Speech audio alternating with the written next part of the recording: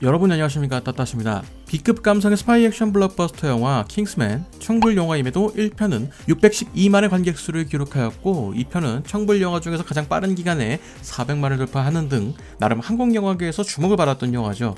그런 이유로 많은 분들이 킹스맨의 후속작에 대한 기대를 하고 있었으리라 생각이 되는데 시사일 직후부터 조짐이 심상치 않았습니다. 개봉 직후에도 포부로가 상당히 갈리고 있습니다. 아마 영화를 보신 분들은 이해하시지 않을까라는 생각이 드는데요.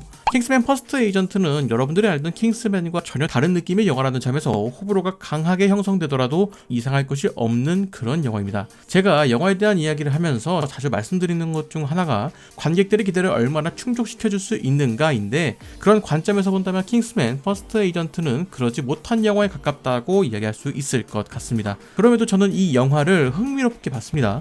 영화 자체는 흥미롭게 볼 수 있지만 결과적으로 이것이 킹스맨이라는 시리즈가 보여준 모습과는 상당한 괴리가 있다라는 것이죠. 그렇다는 것은 반대로 생각해보면 기존 킹스맨 시리즈에 관심이 없었거나 관람은 했지만 별 흥미를 느끼지 못한 분들이라면 본래 시리즈보다 더 흥미를 느끼실 여지도 있을 것 같습니다. 그렇기에 여태까지 킹스맨 시리즈에 관심이 없었다거나 실망하셨던 분들에게도 이 영화는 기존 시리즈와는 많이 다를 것이다 라고 이야기할 수 있을 것 같습니다. 자, 킹스맨 퍼스트 에이전트는 시리즈 내에서 존재하는 킹스맨이라는 조직이 왜 시작되었는가, 이것을 보여주는 영화입니다. 자, 그런 관점에서 본다면 꽤나 설명 잘 이루어진, 충분히 납득이 가능한 그런 설립 배경이라는 것이죠. 그렇기 때문에 킹스맨이라는 조직에서 사용된 무기들이 등장하거나 인물이 등장하지는 않아서 기존 킹스맨 시리즈와의 접점이 거의 없다시피 하다라고 부를 수도 있겠죠. 자, 그렇다고 킹스맨의 개성이 아예 없다고 볼 수는 없을 겁니다. 영화 곳곳에 킹스맨에서 볼 수 있었던 다양한 무기에 대한 변형이 등장하기도 했습니다. 자, 더불어 킹스맨 1편에서 주요 무기로 등장했던 특정 무기의 시초가 등장하기도 해서 반가웠습니다. 자, 이처럼 킹스맨 퍼스트 에이전트는 기존 킹스맨과는 조금 다른 이야기를 하는 듯 하지만 그 안에는 이 영화가 킹스맨 시리즈라는 것을 넌지시 보여주는 장면들이 등장하기도 했습니다. 영화는 제 세계 1차 대전을 배경으로 하고 있습니다. 킹스맨의 배경이 되는 영국을 배경으로 해서 세계 1차 대전의 시작과 끝이 이 영화의 시작과 끝이 되는 것이죠. 그리고 이 이야기들을 영화는 생각보다 진지하게 다루고 있습니다. 큰 맥락의 대부분은 사실을 기반으로 하고 있습니다. 전쟁이 시작이 되었던 사라예보 사건을 시작으로 해서 미국의 참전으로 전쟁이 마무리되기까지 상당히 긴 이야기를 담고 있습니다. 때문에 영어로 배우는 세계 1차 대전과 같은 느낌으로 전쟁이 왜 벌어지게 되었는지에 대한 대략적인 설명과 맥락이 등장하게 되는 것이죠. 물론 영화에 등장하는 모든 설정이 사실을 기반으로 하는 것은 아니니까 어느 정도 참고만 하시는 게 좋겠죠. 전쟁이 벌어진 4년의 기간과 더불어서 그 이전의 상황부터 해서 대략 15년이 넘는 기간이 영화 속에서 다뤄지기 때문에 영화 자체의 전개는 상당히 빠른 편입니다. 그런 이유로 설명이 부족한 부분도 생기는데 이것이 영화의 단점이라고 할 수가 있겠죠. 자, 영화가 세계 1차 대전을 설명하려는 것에는 분명히 이유가 있을 겁니다. 그 이유가 바로 영화가 하고 싶은 이야기가 되는 것이고 킹스맨이 설립된 이유가 되는 것이죠. 자, 지금부터 다룰 이야기에는 결말에 대한 스포일러가 포함되어 있습니다. 영화의 메시지와도 연관이 되어 있는 부분이 있으니 영화를 안 보신 분들이라면 관람하시고 영상 시청하시는 것을 권장드립니다. 자, 이 영화에서 가장 중요한 인물은 바로 콘레드일 겁니다. 킹스맨의 시작이 되는 인물로 볼 수가 있는 것이죠. 콘레드는 자신의 조국을 위해서 참전하여 직접 싸우고 싶어 했습니다. 자신이 공작의 아들이기 때문에 더 나아가서는 한 국가의 국민으로서 국가를 위해서 전쟁에 나서는 것이 영광이라고 생각을 했을 겁니다. 하지만 옥스퍼드는 그것을 반대하죠. 어쩌면 당연한 일이라고 볼 수도 있겠습니다. 전쟁에 나선다는 것은 생각보다 더 힘든 일이고 자칫하면 목숨을 잃을 수도 있기 때문에 더더욱 그랬을 것입니다. 결국 콘레드는 그런 옥스퍼드의 만류에도 불구하고 전쟁에 나서서 전투에 참여하게 됩니다. 하지만 막상 전투에 나서는 콘레드는 자신이 생각한 것보다 그 현장이 참혹하다는 것을 알게 됩니다. 단순히 애국심만을 앞세워 전쟁에 참여하기에는 전쟁이라는 무게는 상당히 무겁습니다.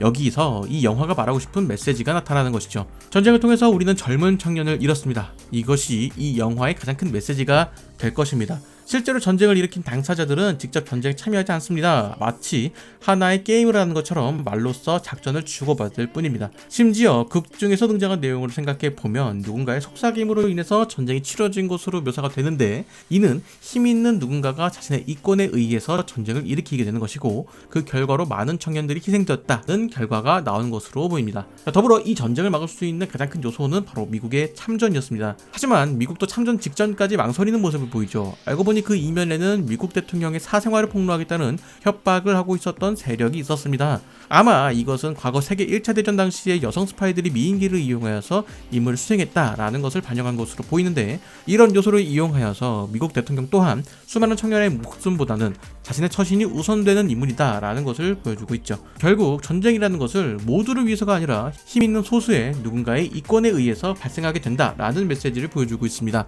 그리고 이것이 킹스맨 설립의 배경으로 자연스럽게 이어지고 있죠. 바로 평화를 위해서, 더 나아가서는 더 이상은 수많은 청년들의 희생이 생기지 않게 하기 위해서 움직이는 조직이 바로 킹스맨이라는 것이죠. 자, 킹스맨의 설립자인 옥스퍼드는 전쟁을 통해서 자신의 아들을 잃은 인물입니다. 자, 앞서 이야기한 수많은 청년들이 희생되었다는 말은, 다르게 말하면 그 청년의 주변 사람들은 전쟁에 의해서 자신의 가족을 잃었거나 혹은 친구 혹은 연인을 잃은 상황인 것이죠. 즉, 한 사람의 죽음으로 끝나는 것이 아니라 그 주변에 있는 많은 사람들이 전쟁을 통해서 상처를 받았다라고 볼 수 있는 것입니다. 결과적으로는 이권을 챙기려는 소수의 힘 있는 자를 제외하면 대부분의 국민들에게 큰 상처를 남기는 일이라는 것이죠. 영화는 이러한 점을 이야기하고 있고, 이런 이야기를 통해서 전쟁은 벌어지면 안 되는 참극이라는 것을 말함과 동시에 그것을 위해서 킹스맨이라는 조직이 탄생했다고 설명하는 것이 이 영화의 스토리이자 메시지가 되는 것이죠. 자, 이런 설명을 위해서 영화는 기존 킹스맨 시리즈가 보여준 개성과는 조금 다른 방향의 이야기를 하게 되었습니다. 기존 킹스맨에서 보여준 모습은 조금은 비현실적인 이야기를 통해서 판타지를 충족시켜주는 듯한 느낌이 강했다는 것에 비하면, 이번 영화에서는 상당히 현실적인 이야기를 가져와서 영화 속 이야기가 먼 곳의 이야기가 아니다 라는 것을 보여주었습니다. 그렇기에 영화에 대한 호불호는 어쩔 수 없는 부분일 것이죠. 자, 앞에서 살짝 말씀드린 것처럼 저도 이 영화가 기존 킹스맨 시리즈와 달라서 조금 실망스럽게 느껴졌습니다. 다만 킹스맨이라는 네이밍 없이 이 영화를 생각해 본다면 괜찮은 영화라 할 수는 있을 겁니다. 오히려 기존 킹스맨에 흥미가 없던 분들에게도 권할 수 있는 그런 영화가 아닐까라는 생각마저 드네요. 자, 여러분들은 킹스맨 퍼스트 에이전트에 대해서 어떻게 생각하시나요? 댓글로 남겨주시면 감사하겠습니다. 저는 다른 이야기로 돌아오도록 하겠습니다.